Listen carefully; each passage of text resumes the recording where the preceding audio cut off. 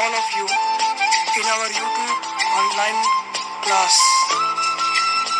This is class 6 and we are going to study civics chapter 3rd and part 3rd video.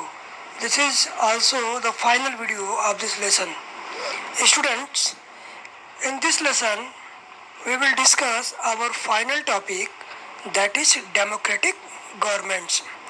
It means that democratic government means in Hindi लोकतांत्रिक सरकार. It means the government which run on the principle of democracy, or a country which is run through the democracy, that is called democratic government. So students, in this topic, how does a democratic government work and what is its significance, we will know in this topic. So let's start our topic. India is a democracy. We know very well Bharat एक लोकतांत्रिक देश है, and we also know very well that it is achieved after a long and eventful struggle of the Indian people. Students, it means that after a long years of dependence or slavery, we fought battles, and after 200 years we attained our freedom from the British East India Company. And there are other places in the world where people have also struggled to have democracies. In the same way, not only in India, but there were many other countries in the world who also fought to get their freedom. For example, South Africa, Nepal, or there were many more. You now know that the main features of the democracy is that the people have the power to elect their leaders. Democracy की सबसे अच्छी बात यह है कि यहाँ पर लोगों को अधिकार होता है कि वह अपने नेता का चुनाव कर सके. So in the sense democracy is rule by the people. इस प्रकार से हम कह सकते हैं कि जो लोकतंत्र है हमारा, वो लोगों को ही एक तरह से प्रतिनिधित्व करता है, अर्थात लोगों द्वारा ही चलाया जाता है. The basic idea is that people rule themselves by participating in the making of these rules. और सबसे इसका अगर मूल विचार ये कहें तो हम देखेंगे कि किसी लोकतांत्रिक देश को चलाने के लिए जो भी नियम कानून बनाए जाते हैं, उस नियम कानून को बनाने वाले भी जो लोग होते हैं वो उसी देश के आम लोग होते हैं. Democratic government in our times are usually referred to as representative democracies. अर्थात वर्तमान समय में जो हम लोकतंत्रात्मक सरकार देखते हैं, उसका जो रूप है वो प्रतिनिधित्व लोकतंत्र के रूप में हो गया है.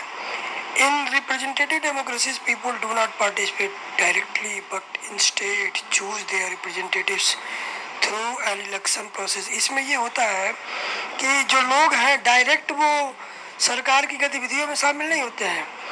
वो सरकार की जो गतिविधियां होती हैं उसको चलाने के लिए ये अपना प्रतिनिधि चुनते हैं, यानी कुछ विशेष लोगों को ये चुनते हैं अपने ही बीच से. वो लोग इनके बदले प्रतिनिधित्व करते हैं, और ये होता है चुनाव की प्रक्रिया के द्वारा, इलेक्शन प्रोसेस के द्वारा. This representatives meet and make. और ये जो रिप्रेजेंटेटिव है, ये जब मिलते हैं, they make decisions for the entire population. ये पूरे देश की जनसंख्या के लिए, ये जनता के लिए निर्णय लेते हैं. This days a government can not call itself democratic unless it allows what is known as universal adult franchise. एक लोकतांत्रिक सरकार जो है तब तक अपने आप को लोकतांत्रिक सरकार नहीं कह सकती जब तक कि वह लोगों को यूनिवर्सल एडल्ट फ्रेंचाइज अर्थात सार्वभौमिक मताधिकार अधिकार प्रदान न कर दे. It means that all adult in the country are allowed to vote. इसका मतलब ये है कि देश के सभी जो वयस्क अर्थात जिनकी उम्र मोर देन 18 ईयर्स है या 18 ईयर्स है वो वोट कर सकते हैं। तब तक कोई सरकार जो है डेमोक्रेटिक अपने आप को नहीं कर सकती। हाँ, जब वो लोगों को अधिकार देती है वोट का तभी वो अपने आप को लोकतांत्रिक सरकार कह सकती है। But it was not always like this. Can you believe that there was a time when governments did not allow women and the poor to participate in elections. लेकिन यह हमेशा से ऐसा नहीं था। क्या आप विश्वास कर सकते हैं कि एक समय ऐसा था जब सरकारें औरतें और गरीब लोगों को चुनाव में हिस्सा लेने का अधिकार नहीं देते थे? सोचिए जरा वो समय कैसा रहा होगा जब महिलाएं और गरीब पुरुषों को अधिकार ही नहीं था कि वो अपने नेता का चुनाव कर सकें। It means that they had no value. उनका कोई मतलब मूल्य नहीं था। In their earliest form governments allowed only men who owned property and were educated to vote। केवल उस समय जो अमीर लोग थे या जो बहुत पढ़े लिखे लोग थे उन्हीं को वोट देने का अधिकार था। This meant that women, the poor, the propertyless and the uneducated were not allowed to vote। इसका मतलब ये था कि जो बेचारे गरीब थे या जो धनहीन थे और जो अशिक्षित थे और जो महिला थे उनको कोई अधिकार नहीं था वोट देने का। अर्थात 3 लोगों को उस समय यानी आज से करीब आज़ादी के पहले की बात कर रहे हैं, लोगों को ये अधिकार नहीं था, जिसमें प्रमुख रूप से महिलाएं, गरीब और जो अशिक्षित लोग थे उनको ये अधिकार नहीं दिया गया था। The country was governed by the rules and regulations that this few main made. और पूरा देश जो है वो सिर्फ कुछ चुनिंदा लोगों के हाथों से अर्थात जो गिने चुने कुछ अमीर और कुछ पढ़े लिखे लोग थे वही लोग पूरे देश को चलाते थे। In India before independence only a small minority was allowed to vote and they therefore came together to determine the fate of the majority। और भारत में आज़ादी के पहले जो छोटी संख्या थी माइनॉरिटीज़ की अर्थात अल्पसंख्यक की, अल्पसंख्यक वो होते हैं those who are less in numbers अर्थात वो कम्युनिटी जो संख्या में दूसरी बड़ी कम्युनिटी से छोटी होती है उसे माइनॉरिटी बोलते हैं। जैसे कि हम अगर भारत की बात करें तो यहाँ पर हिंदूज जो है वो मेजॉरिटी में है जिनको हम लोग मेजॉरिटी बोलते हैं अर्थात बहुसंख्यक है। और माइनॉरिटीज़ में आपके मुस्लिम हैं, सिख हैं, क्रिश्चियंस हैं, पारसीज हैं, ज्यूस हैं, बौद्ध हैं एंड जैन्स हैं। ये सभी लोग माइनॉरिटीज़ के अंतर्गत आते हैं। तो इन लोगों को भी बहुत छोटे लेवल पे या बहुत कम मात्रा में ही इनको वोट का अधिकार प्राप्त था और इन्हें उसी चीज़ों को मानना पड़ता था जो मेजॉरिटी कहती थी। Several people including Gandhi ji was shocked at the unfairness of this practice and demanded that all adults have the right to vote.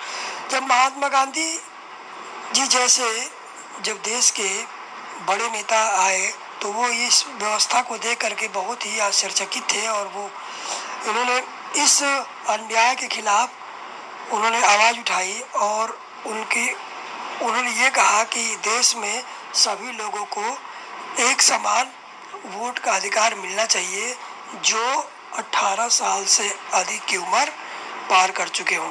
This is known as universal adult franchise.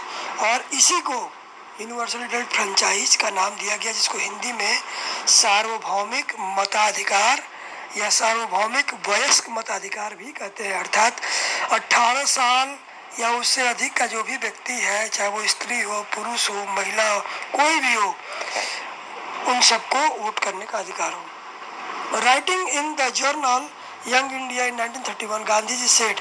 अब ये गांधी जी की बात को जानते हैं जो उन्होंने एक पत्रिका यंग इंडिया में 1931 में कही थी।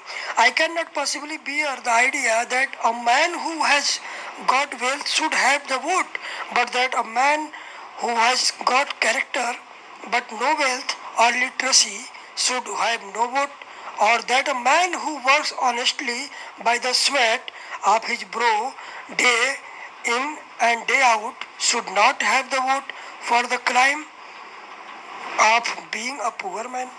गांधी जी ने अपनी पत्रिका में बताया था कि मैं इस बात को कतई सहन नहीं कर सकता कि एक व्यक्ति जिसके पास बहुत सारा पैसा हो उसे ही वोट करने का अधिकार मिले, लेकिन वह व्यक्ति अगर जिसके पास कैरेक्टर हो अर्थात जिसका चरित्र अच्छा हो लेकिन वो उसके पास धन संपत्ति ना हो, या वो जो शिक्षित हो लेकिन गरीब हो, तो क्या उसे वोट का अधिकार नहीं मिलना चाहिए? या ये बताएं कि जो व्यक्ति ईमानदारी से दिन भर पसीने में डूब करके वर्क करता है, मेहनत से काम करता है, क्या उसे भी वोट करने का अधिकार नहीं मिलना चाहिए? क्या गरीब होना कोई अपराध है? गांधी जी ने जर्नल पत्रिका में 1931 में आवाज उठाई थी इस अन्याय के खिलाफ जो उस समय की सरकार द्वारा किया जा रहा था। और उस समय सरकार कौन थी? आज़ादी के पहले ब्रिटिश गवर्नमेंट थी, अर्थात अंग्रेज सरकार थी। So student, this is the topic. Now this is our next point, and in this point it is given that how did the women of different countries got their voting rights. Now where in the world have governments willingly shared power?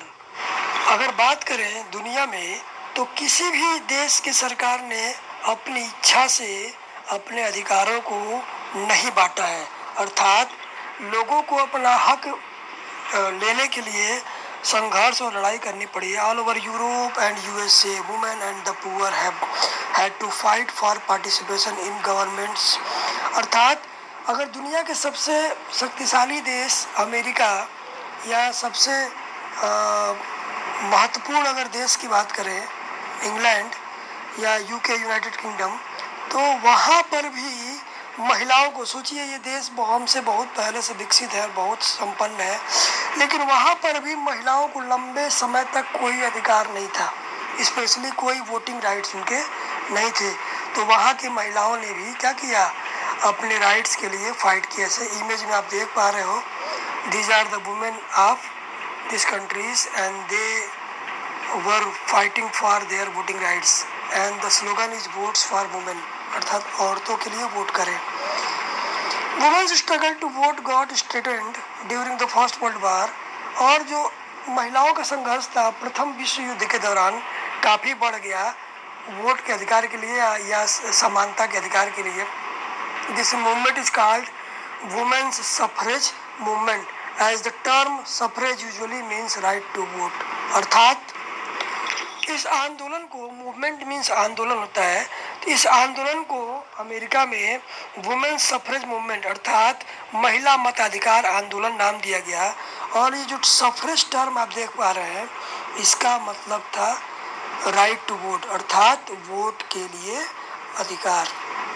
ठीक है students, during the war many men were away fighting and because of this women were called upon to do work that was earlier considered men's work.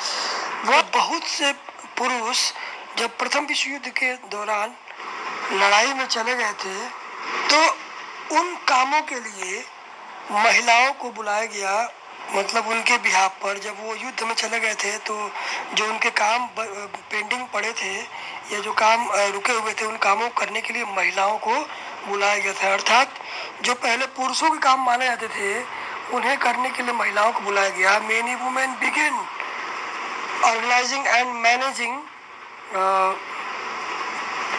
Different kinds of work. और बहुत सी महिलाओं ने बड़े व्यवस्थित ढंग से विभिन्न प्रकार के कार्यों को करना शुरू कर दिया जो पहले पुरुषों के काम थे. When people saw this, they began to wonder why they had created so many unfair stereotypes about women and what they were capable of doing. जब पुरुषों ने महिलाओं को इस प्रकार से काम करते हुए देखा तो उन्हें बड़ा आश्चर्य हुआ कि क्यों उन्होंने लंबे समय तक महिलाओं के साथ भेदभाव किया और उनके बारे में एक रूढ़िवादिता बना ली थी, एक रूढ़िवादी विचार अर्थात एक पारंपरिक विचार बना लिया था कि महिलाएं जो है ये काम या पुरुषों वाला काम करने के लिए सक्षम नहीं होती हैं. So women began to be seen as being equally capable of making decisions. इस प्रकार से महिलाओं को भी पुरुषों के समान ही निर्णय लेने के लिए योग्य माना गया, अर्थात समान माना गया. The suffragettes demanded the right to vote for all women and to get their demands heard. They changed themselves to railings in public places. इस प्रकार से महिला मताधिकार आंदोलन की जो महिलाएं थीं, उन्होंने अपने साथियों के लिए और स्वयं के लिए वोट के अधिकार की मांग की। और इतना ही नहीं, सरकार उनकी बात सुने इसके लिए उन्होंने अपने आप को पब्लिक प्लेसेस अर्थात सार्वजनिक जगहों पर लोहे की जंजीरों में बांध करके प्रदर्शित किया। Many suffragettes were imprisoned and went on hunger strikes and they had to be fed by force. उनमें से बहुत सी जो क्रांतिकारी महिलाएं थी, सफ्रेगेट्स का मतलब स्टूडेंट्स, जो मत अधिकार आंदोलन में जो महिलाएं बैठी थी या जो आंदोलन कर रही थी, उनको सफ्रेगेट्स कहा गया है। तो इनमें से बहुत सी महिलाएं जो थी वो जेल भी गई और बहुत सी महिलाओं ने हंगर स्ट्राइक अर्थात भूख हड़ताल भी किया, लेकिन उन्हें फोर्स द्वारा दबाया भी गया। American women got the right to vote in 1920 while women in UK got to vote on the same terms as men some year later in 1928। और इस प्रकार लंबे संघर्ष के बाद अंततः महिलाओं को 1920 अर्थात 1920 में मताधिकार का अधिकार मिला।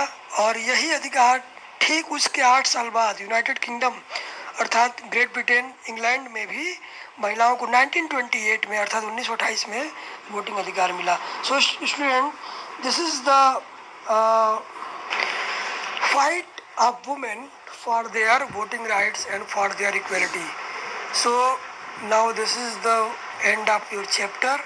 I hope you have enjoyed a lot, and if you still feel any doubt or any confusion, then you can call or ask on my WhatsApp number. Stay home, stay safe, good luck.